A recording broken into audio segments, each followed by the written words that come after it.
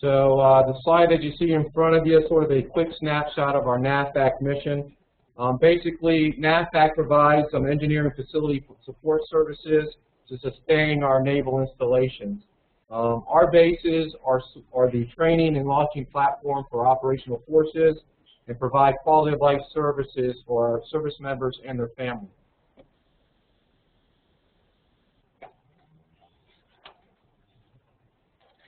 On this next slide, you'll see the footprint of NAVFAC Atlantic. As you can see, we have 7 facility engineering commands that are broken up into the different regions. Today, we're going to focus up on the northeast of NAVFAC Mid-Atlantic region, which covers the area from North Carolina all the way up to Maine, but does not include the Washington, D.C. area. Sort of here is a profile of our funding for NAVFAC. Right now, we're in some pretty dynamic and unpredictable times, but this slide sort of shows the workload from 2004 to the present and into the out years. What you can really take away from this slide is that we had some pretty good years from 2004 to 2010, a lot of growth.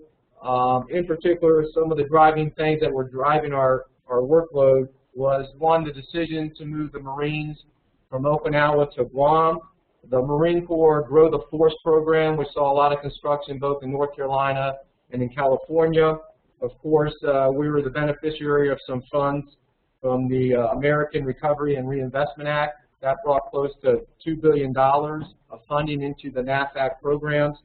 And of course, the overseas contingency operations to sustain the ongoing war efforts in Afghanistan. That provided a lot of dollars that we spent across many military installations as well as overseas.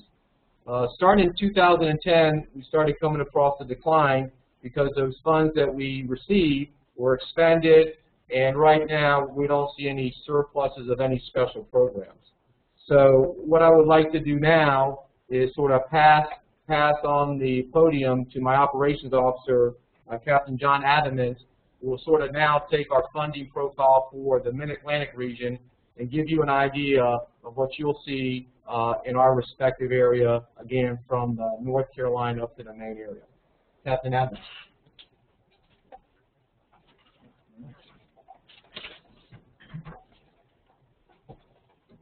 Good to go?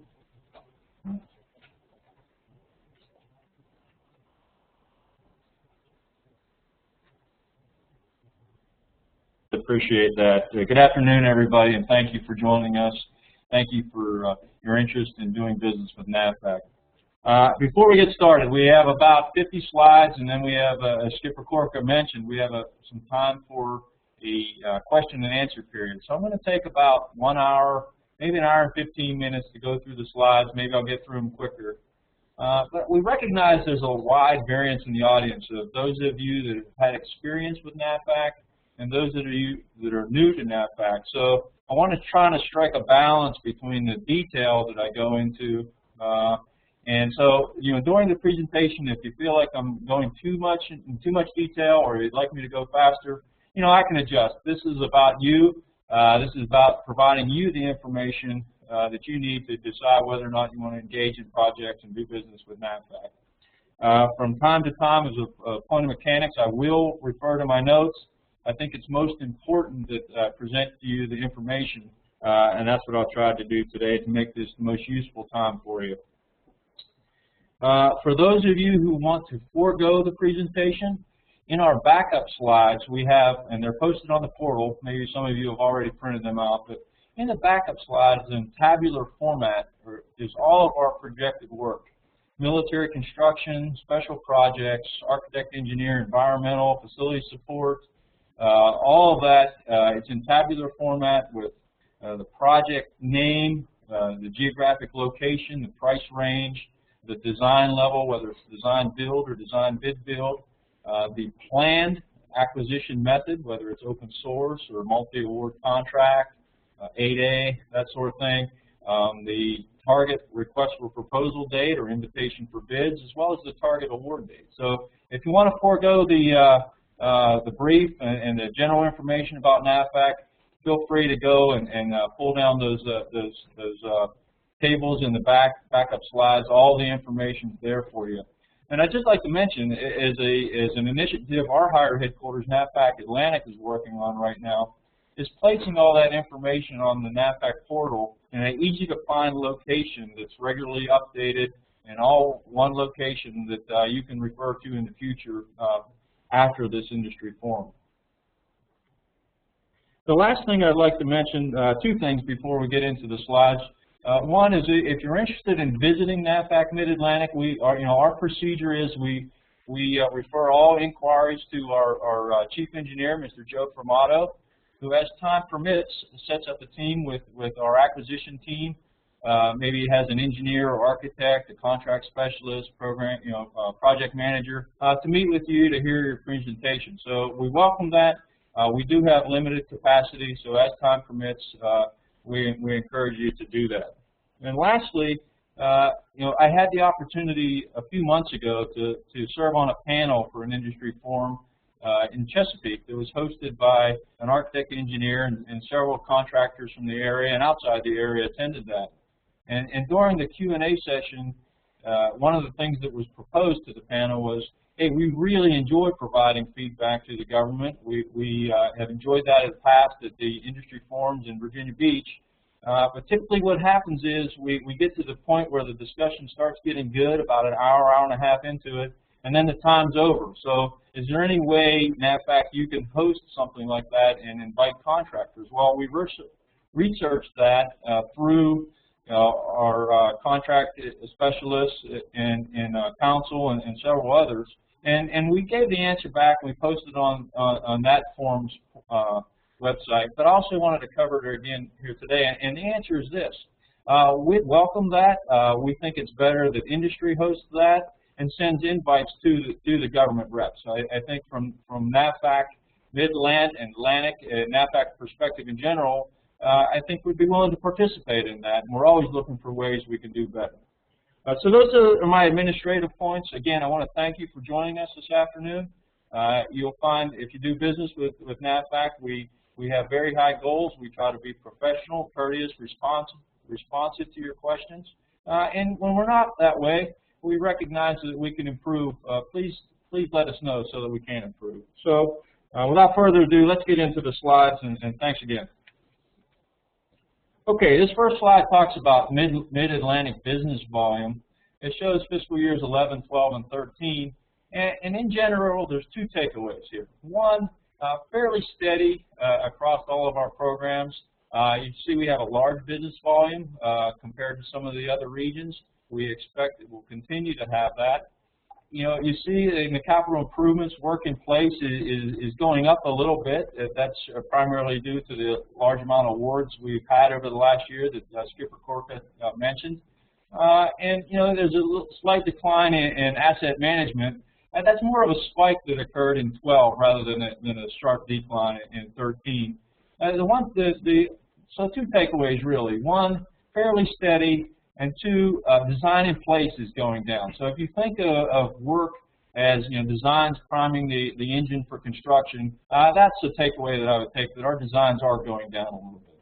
We will not speculate during the brief today on fiscal year 14, but we will try to give you everything we know about 13. Again, all those slides in the backup, please bear with us. That's tentative information, subject to change. But we do want to provide you the best information we can to help you plan. We recognize that if you're better able to plan, to line up your joint ventures and subcontractors, that ultimately translates to a better quality, price, and product that we can serve to our customers here. So thanks again. Okay, this is our area of responsibility. You can see we cover from North Carolina to Maine up the eastern seaboard. We're divided into 3 integrated product teams for delivering projects, mostly large projects, as well as those teal rectangles are our public works departments at 11 installations. They also have field offices that award projects. In North Carolina, we have an officer in charge of construction, Commander Scott Floyd, and a resident officer in charge of construction. He's at Camp Lejeune, and a resident officer in charge of construction at Marine Corps Air Station Cherry Point, which is Lieutenant Commander Courtney Stringer. We have warranted contracting officers at each one of our installations. They also award projects in addition to our integrated product teams. We're headquartered in Building A81 here at Naval Station Norfolk. We have the majority of our folks in Building Z140 and Z144 inside the main gate. So if you're looking for us, that's where we are. We also have some planning staff and public works staff and other buildings in Naval Station Norfolk. Okay, next one, please.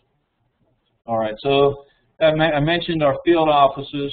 We have public works officers, and the term you may have been familiar with in the past, the resident officer in charge of construction. We now call that organization Facilities Engineering Design. They're incorporated with our public works departments at our installations. The installations are primarily governed through Navy Installations Command, of which NAVFAC executes the facilities program on behalf. The Marine Corps installations are in North Carolina at Marine Corps Base Camp Lejeune and Marine Corps Air Station Cherry Point and their satellite stations. Those are governed by Marine Corps Installations East. Okay, so field offices and integrated product teams. The last thing is NAVFAC's organized in a matrix organization. We have a vertical portion of our command, which is the public works departments and the field offices to get the work designed, awarded, and executed. And we also have several business and support lines that are primarily focused on community management, process improvement, resource management, and several other things that support that vertical execution. That's how we're designing our concept of operations.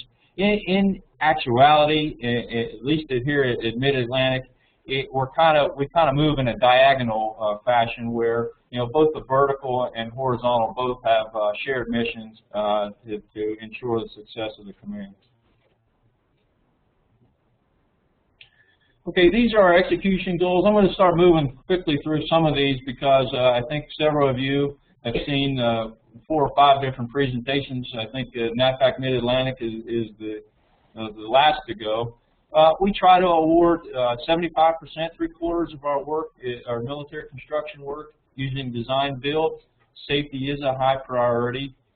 We want to deliver our projects within the triple threat of cost, quality, and time to our customers.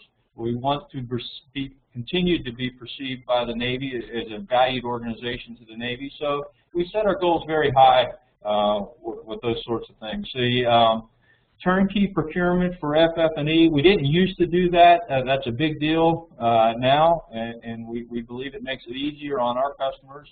For a while, we were shooting for higher LEED. Now the standard is LEED Silver, and there's standard credits set up by NAVFAC policy that we try to shoot for in LEED.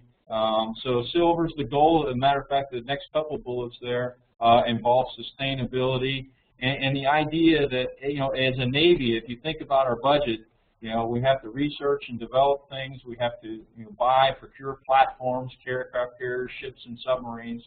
Personnel is about 1/4 of the cost. And then sustainment. And the shore infrastructure falls into the sustainment realm. So anything that we can do in the area of total ownership cost reduction and reducing the cost of delivering the facilities that our warfighters need is important. So sustainability is a big deal. And energy conservation is one of our regional commanders' top 3. So LEED, energy reduction, incorporating things such as LID, low impact development, are a big deal to us. And then we also have in our acquisition goals, we have small business goals, and there's different breakouts of goals that we need to meet for each different category in the small business area. Good so far? Please let me know. If you'd like me to go faster, more detail, slower on something, please let me know.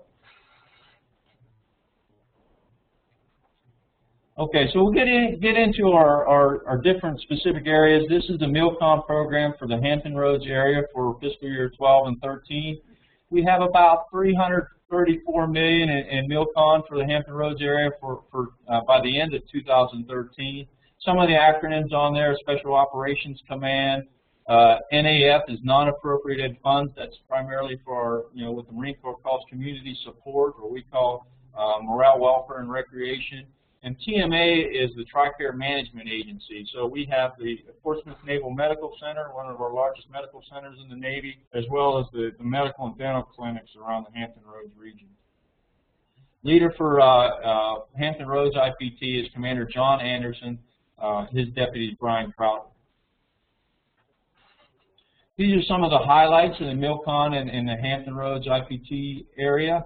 You can see our targets for design bid and design bid build. We'll get into a little more of acquisition strategy and design strategy in a few later slides.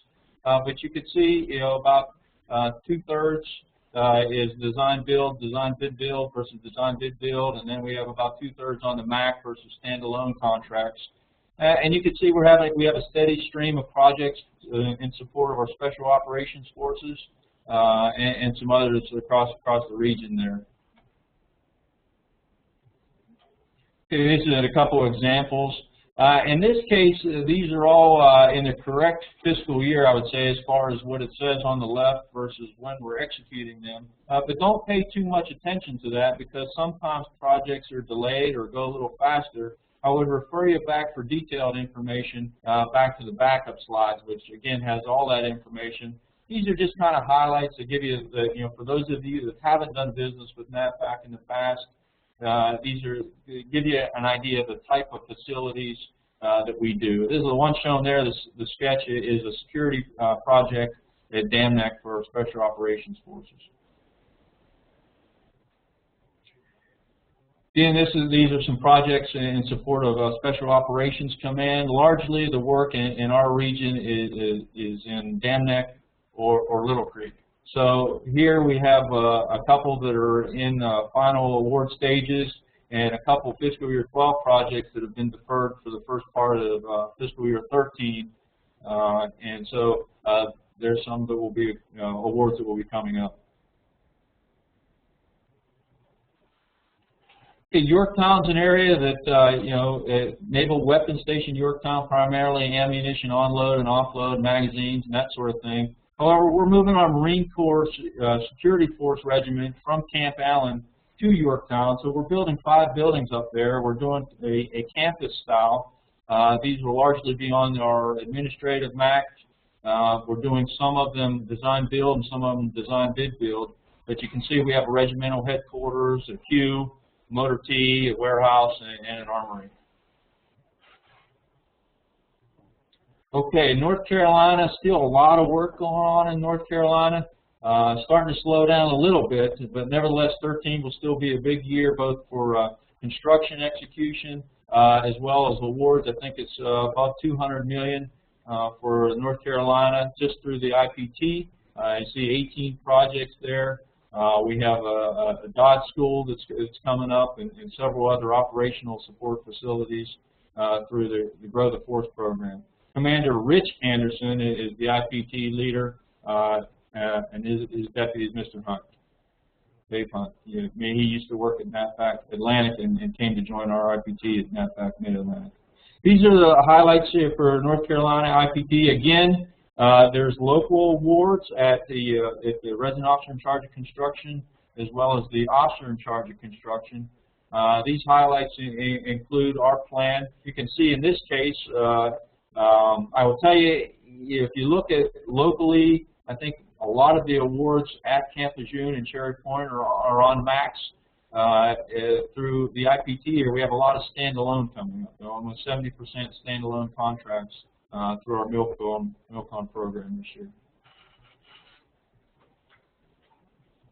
Okay, some more highlights. Again, it covers the complete spectrum. The Special Operations Force, MARSOC, is a big client.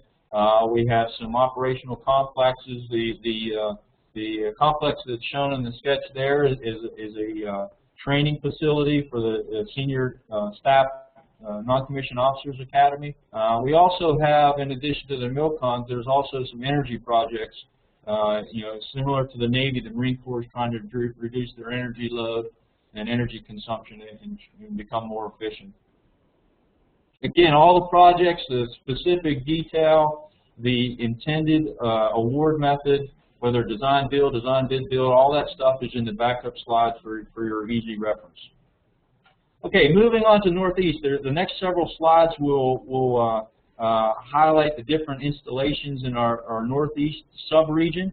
And there's a lot of unique facilities up there and unique installations. So it covers a wide spectrum. They're a little bit more geographically separated than our North Carolina region and our Hampton Road, sometimes called our metro area. But a lot of very important facilities in the Northeast. These projects are largely in the special project realm, energy, and less MILCONs, but nevertheless a pretty sizable amount of work in the Northeast region. Our integrated product team is headed by Commander LaTanya Sims and Keith Barbish.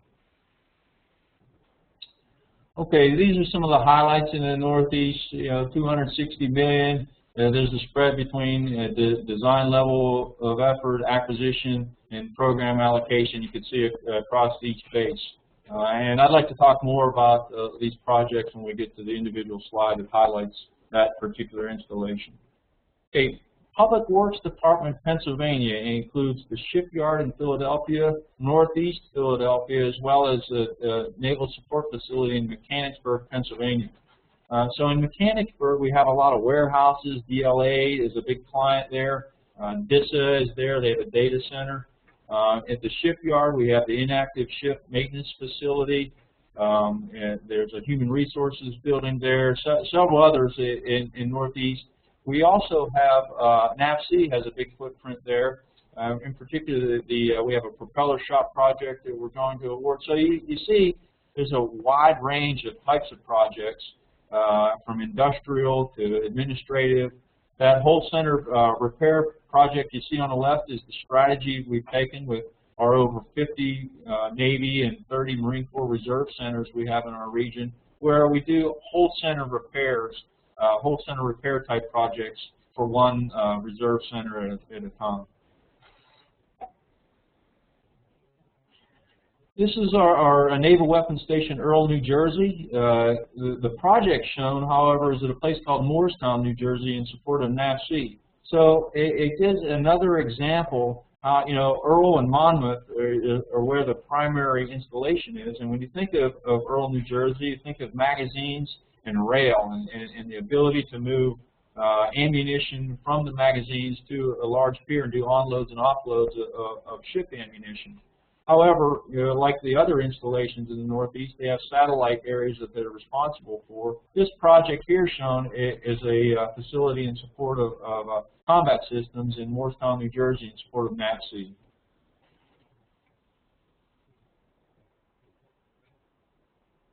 Naval Submarine Base, New London, in Connecticut. The pictures shown here are a BQ. There's also a 70 tenant commands on the installation. When you think of New London, think of submarine support. There's a waterfront there, several piers that support the submarines, all the facilities that support the submarines, as well as the training of sailors to operate the submarines, and all the support facilities necessary for them at the installation. Newport, Rhode Island. A lot of training goes on. The Naval War College is there. We have several senior officer training commands there, as well as a Naval Undersea Warfare Center. So you see things like administrative buildings, industrial facilities. We do have some waterfront there that doesn't have a huge Navy mission right now, and also some environmental work as we deal with real estate issues in Newport.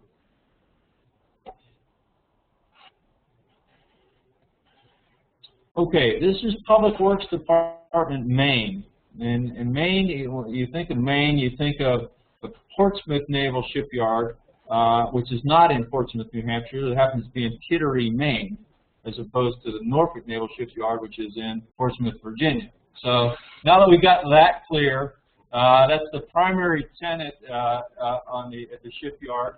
There's a lot of industrial facilities there. We continue to try to improve our efficiencies at the shipyards and give them the facilities and provide the facilities that they need to support the repair of submarines.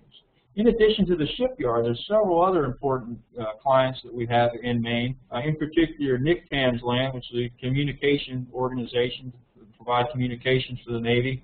That's primarily in Cutler. We also have Rangeley, which supports the SEER School, which is this, the search and evasion school for our forces, and several other commands. So Maine's a big AOR. The Constitution is down in Boston. We support those facilities that support the sustainment of the USS Constitution. So a lot of things going on in Maine. The picture shown there is energy improvements to Building 92, which is a large warehouse-type structure that's used for industrial operations. We're replacing the windows as well as the HVAC systems in that building. Okay, typical acquisition approach. What you see there is our cornucopia, our various toolbox methods of acquisition. We strive for full and open competition, but we have some set-asides. We use multi-award contracts, IDIQ-AQ contracts. We have environmental contracts. We have contracts that we leverage from our higher headquarters, predominantly in the asset management area, as well as planning and environmental that are awarded by NAVFAC Atlantic, our higher headquarters that we award off of. We also have a contingency contract that we use. So the message here is there's a whole host of different tools that we use in acquiring and procuring our facilities. Okay, this slide talks first in strategic terms of what kind of things do we do in planning and design planning and acquisition. And at the strategic level, you see some general guidance there. There's a whole host of things that we look at, including for our in-house engineers and architects, do they have capacity? Do we need to build expertise so we maintain capacity? What workload do they have? What workload do we have on our existing contracts? Or what contract vehicles do we have? The size of the contract, market research. There's a slew of things that we look at. And then we dive down at the tactical level on each project, and we develop an acquisition strategy each year through our capital improvements and acquisition business and support lines. And that's our starting point. And then we dive down into it and consider all these factors.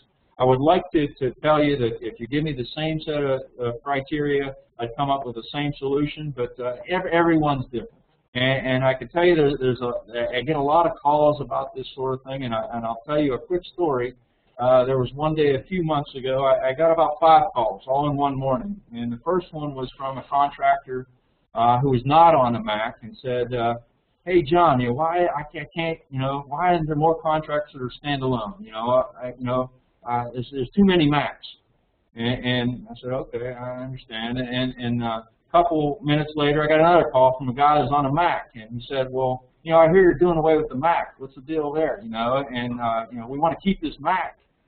I said, okay, I got it. And a little while later, I get another call from a guy, and he says, hey, what's this I hear about you're trying to get more contractors from outside the area? And I said, okay, I got that. Local contractors want to work.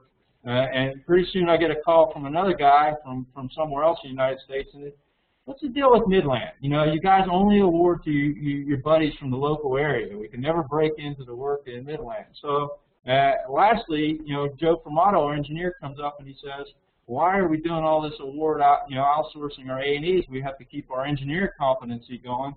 And at that point, I recognized that everybody was equally unhappy, both internal to the organization and external, so I took the afternoon off. But that's the kind of thing that we strive for, is to try to balance all of that and execute the mission. So we appreciate your feedback, and seriously, we do want to hear your feedback on how we can do better. We do have to balance all that with versus government procurement objectives and our internal resources and design methods and acquisition strategies, as well as our small business goals. So it's a challenge. I think we do pretty well on it. not to say that we can't do better. So again, we really appreciate your feedback. Okay, just a time check. How are we doing? 30 minutes so far? All right, thank you. All right, very good. So we'll keep going. This slide shows the next several slides are on our energy program. And I mentioned energy is one of our regional commander, Admiral Alexander's top priorities. We have a pretty substantial energy program here, headed by Gene Dumlau and several other talented folks. This slide talks, and the next one talks about the opportunities for private investment finance energy projects. And the first two there are energy savings performance contracts, which are contracts where a private company puts up the capital, and then throughout the term of the contract, the savings are used to pay back that investment. So the Navy continues to become more interested in private financing and creative ways to do business. We recognize that we have to reduce our energy consumption or our cost of energy. So that's one way to do it. The next one there is our utility energy service contracts. We're primarily targeted at local utilities across the region. For example, in the case around here, Virginia Natural Gas. And it's the same type of thing where they put up the capital to improve the utility systems, and they're paid throughout the life of the contract. They're paid back. The last thing that's listed there is major maintenance and repair program energy projects. There are several utility systems that fall under NAVFAC's purview under the Navy Working Capital Fund system, and we'd have to do capital improvements to those systems as well. So this is another, albeit small, funding source that you may see contracts for. Okay, the next two are ESIP is the first one, which is part of the MILCON program. It's a special type of MILCON, and this one, the term that we're using lately is game changers. We want to really make a dent and put a dent in reducing our energy consumption and our energy costs. So we partial out part of our military construction program each year to focus on specifically on energy conservation and improvement projects. So you'll see some of those. I think we have a couple across the region. There's one listed there for Philadelphia. And the last one is special projects, energy special projects, like the MILCON program within our sustainment, restoration, and modernization. You may have seen the acronym SRM. We carve out a portion of our special projects specifically to focus on energy. And largely, we're looking at something called energy return on investment. Essentially, how fast can you realize a return if you invest this money into the project? We have a gentleman named Arnold Augustin. Is a wizard at our energy program. His point of contact information is listed there. The next couple of slides talk about facility support contracts. This is in particular focused on Hampton roads. This slide and the next couple, you'll get a general idea of the types of facility support contracts we have. They run the complete range from grounds maintenance, janitorial, facilities maintenance. There's one listed there on tire repair. So the complete spectrum, chill water maintenance, complete spectrum of facility support. And again, you remember one of the initial slides there, sustainment is an area that's pretty steady. We have a large infrastructure, and we have to sustain that throughout its life cycle. So these kinds of contracts, they don't get a lot of visibility until something goes wrong typically, but nevertheless, nearly $200 million across the region for us in facility support contracts. Fiscal year 12. So we expect that workload will continue. These are the contracts listed for Northeast. Again, these are listed in the backup, but again, the same types of things. HVAC, grounds maintenance. You see Earle listed there with the railroad maintenance and janitorial and grounds. The Navy right now is considering reducing grounds maintenance. That decision has not been made, but similar to across all of the other base operation support, you think about those 4 large areas where the Chief of Naval Operations has to decide where to invest money and take risk. Base operation support is one of those areas, and that's why saving energy where utility bills are paid that's a big deal to us. There's a large amount that goes to pay our energy bills, and that's why we're focused on it a lot. Okay, the next couple of slides talk about our environmental business line, which is a big deal to us. Ms. Cheryl Barnett runs our environmental program, and we have a lot of different environmental services from compliance to restoration to planning.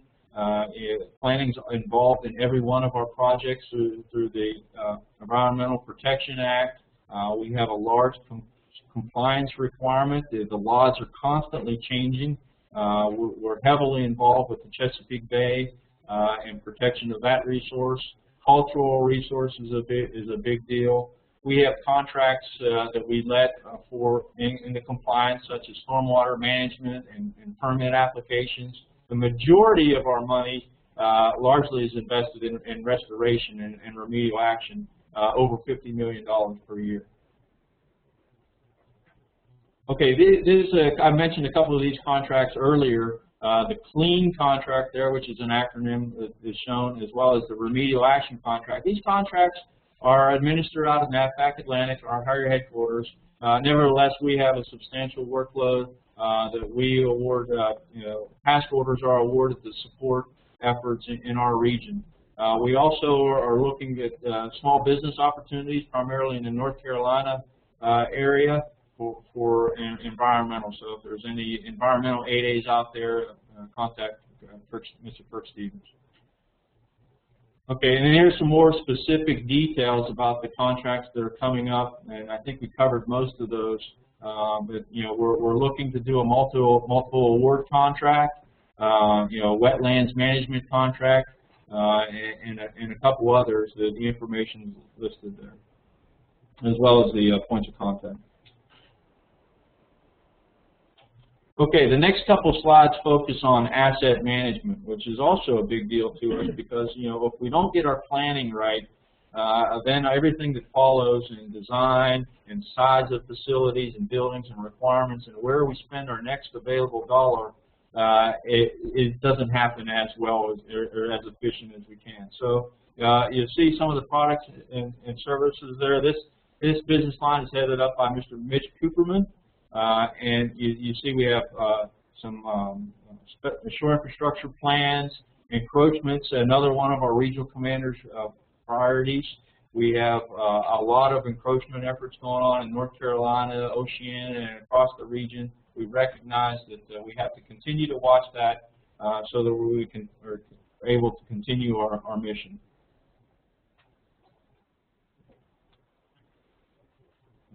All right, and then here's a list of it. It's not huge in dollar amount, but nevertheless, we do have a lot of contracts that we award in planning and studies and encroachment, RAQs and AQs, and different things around the region. It's a huge job and something that it takes up a lot of time.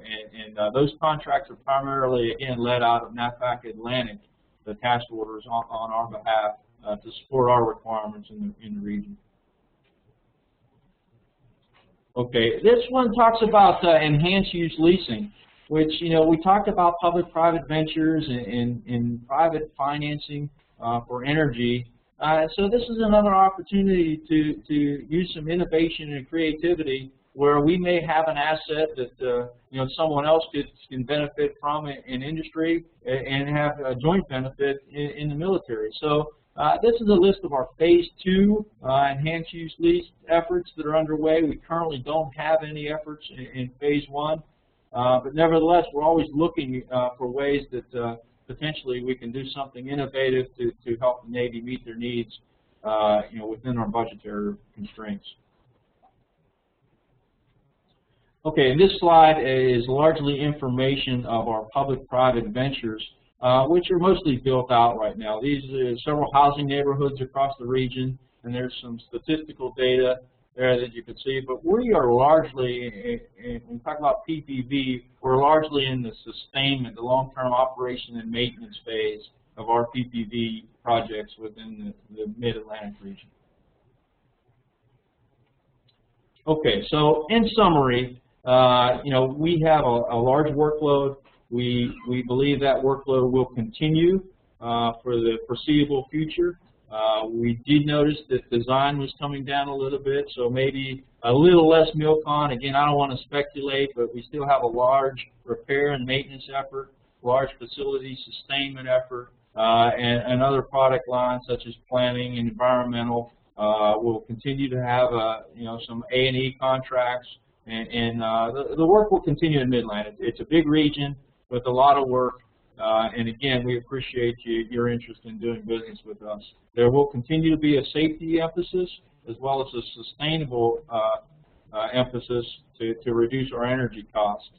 And all that, again, is about being as efficient as we can in the shore establishment so that we can focus on the Navy's primary mission, which is platforms and sustaining those platforms to execute the Navy mission. We're a support agency, and that's where we want to focus on doing that as effectively and efficiently as possible. Okay, so I think that concludes the slides. Are there any more slides from this one? Okay, yeah, there's a couple slides that have some information regarding Fed Biz Ops and future workload. Currently, again, we're working on our website, our portal, where we can put all this information on. We really hope this information has been useful to you, and hope you can refer to those backup slides in particular to plan your work for fiscal year 13. And so now what we'll do is transition to the question and answer period. Again, in the room, we have subject matter experts from all of our business and support lines, as well as our integrated product team. So anything at all that you may want to ask that we can help you with. Again, this is about giving you the information. And lastly, on behalf of Skipper Corker and myself and the rest of the team at NAVFAC Mid-Atlantic, thank you so much for your interest in doing business with NAVFAC. So subject to your questions. Thank you very much. Okay, Art, the question was, can you expand on the support of Marine Corps Reserve Centers between what NAVFAC Midwest presented in their webinar and the centers that you list under NAVFAC Midland? Jay, I'm going to try to answer your question as best as possible, but just to give you a little bit of background, serving our client, Marco Res headquarters located in New Orleans, NAVFAC Midwest is currently serving as the primary program management point of contact for work induction of our NAVFAC products and services throughout the various specs. Specifically, I believe, I didn't see the Midwest presentation, but specifically to help balance that workload, Midwest also has been designing some of our capital improvement projects, such as P-860. It was a NOS Reserve Center in Pittsburgh, and also they're in charge of P-130 in Brooklyn, New York. That's a vehicle maintenance facility. So typically, Midwest services the primary design of MILCON projects, and then we'll take them all the way up to construction award. Post-award, we're still relying on the PWDs to take care of the construction actions that are out in the field.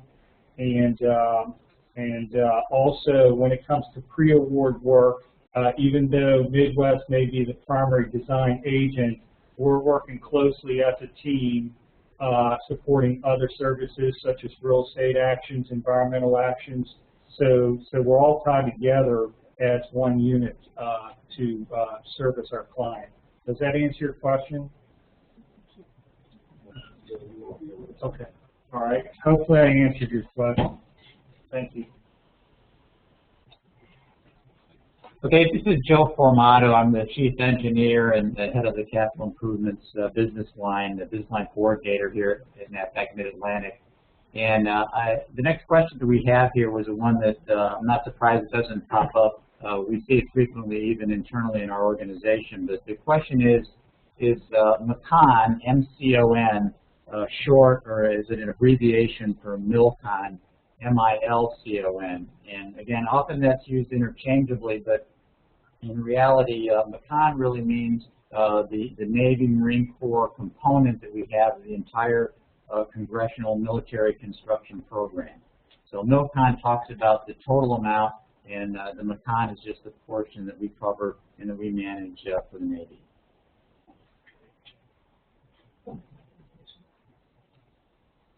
Hello, this is Chris DeConti. I'm the Deputy Operations Officer. The next question that we had was where on the USA.gov website can the record webinar be found? I understand from NAVFAC Atlantic, and they're loading up the webinars from the various specs, that they had discovered some issues with the size of the file. So once they resolve that, they intend to post all of the webinars, and they'll be putting out information on where that can be found.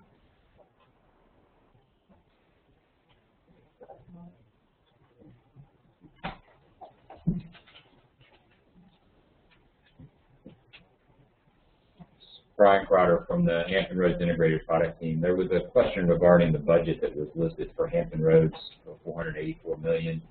The question was whether or not that was the combined total for FY12 and 13. The answer is that's the unawarded combined total for FY12 and 13. So it sums up the projects that have not currently been awarded to the time the slide was created.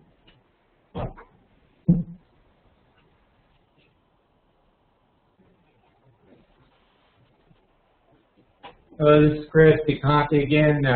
So far, that's all the questions that we've received, so we'll stand by waiting for other questions.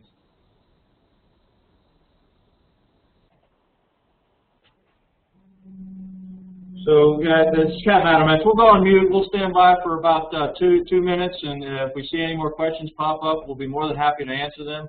If there are no other questions, again, we thank you for joining us this afternoon, and look forward to your interest in doing business with NAVFAC.